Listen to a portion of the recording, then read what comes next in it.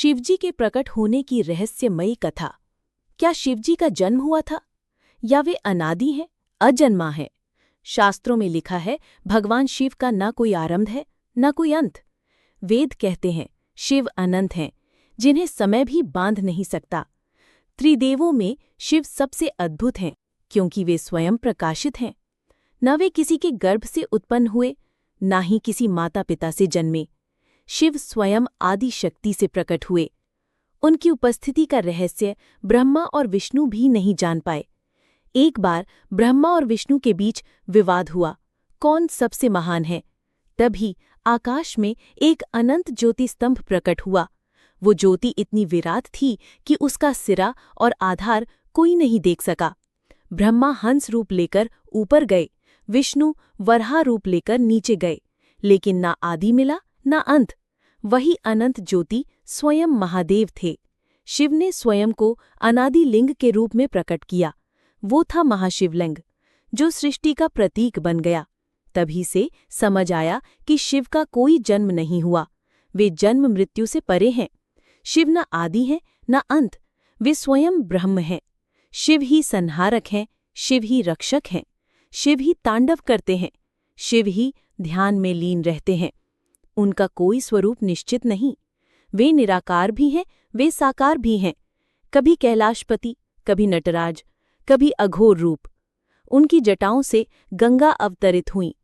उनके गले में सर्प वास करता है। उनकी तीसरी आंख से अग्नि प्रकट होती है।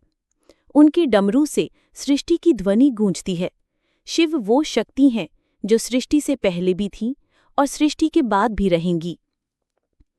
ऋषि मुनियों ने शिव को महाकाल कहा है, क्योंकि काल भी शिव के अधीन है।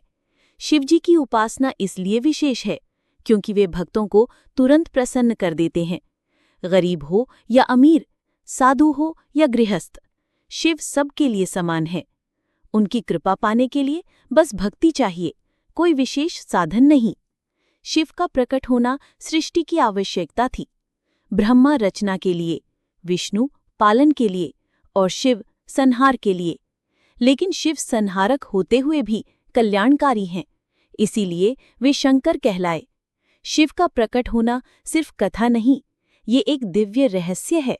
और वो रहस्य है कि शिव ही अनंत ऊर्जा हैं। ब्रह्मांड का हर अंश शिव से ही स्पंदित होता है। वायु, अग्नि, आकाश, जल और पृथ्वी सब में शिव हैं। हर जीव के भीतर जो चेतना है वो शिव है। जो जीवन का सत्य है वही शिव है। जो मृत्यु का द्वार पार कराता है वही शिव है। जो योगियों का योग है वही शिव है। शिव ही वो शून्य है जिसमें सब विलीन होता है, और शिव ही वो पूर्ण है जिससे सब उत्पन्न होता है। उनका कोई जन्म नहीं क्योंकि वे स्वयं जन्मदाता हैं। उनका कोई अंत नहीं क्योंकि वही काल का अंत है। इसीलिए शिव को अजन्मा कहा जाता है। शिव का प्रकट होना वास्तव में सृष्टि का सत्य है। जैसे प्रकाश अंधकार से नहीं जन्मता, वे स्वयं प्रकट होता है, वैसे ही शिव किसी से उत्पन्न नहीं हुए, वे स्वयं ही प्रकट हुए। ऋषियों ने उन्हें स्वयंभू कहा है। उनकी उपस्थिति बिना कारण है, वे स्वयं कारण हैं। उनकी शक्ति ही आदि शक्ति है, जिसे पार्वती कहा गया।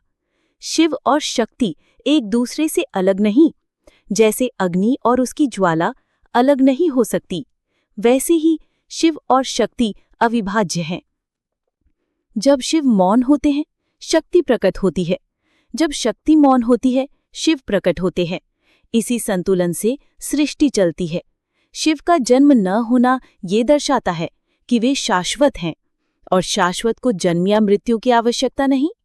इसलिए भक्त शिवलिंग की पूजा करते हैं, क्योंकि लिंग प्रतीक है उस अनंत ज्योति का जो शिव ने स्वयं प्रकट की थी। वही ज्योति आज भी भक्तों को मार्ग दिखाती है। वही शिव आज भी ध्यान में विराजमान है। वही शिव आज भी अपने भक्तों की पुकार सुनते हैं। इसीलिए कहा जाता है शिव अनादि है, शिव अविनाशी है। उनका कोई जन्म नहीं, वे स्वयं प्रकट हुए। शिव ही ब्रह्म है, शिव ही सत्य है, शिव ही अनंत है। और यही है शिवजी के प्रकट होने का रहस्य। तो दोस्तों, ये थी शिवजी के प्रकट होने की अद्भुत कथा। ऐसी ही और रहस्यमयी कहानियां सुनने के लिए जुड़े रहिए हमारे चैनल MJAKD के साथ। चैनल को सब्सक्राइब कीजिए, बेल आइकन दबाइए और पाएं दिव्य ज्ञान की नई कहानियां सबसे पहले।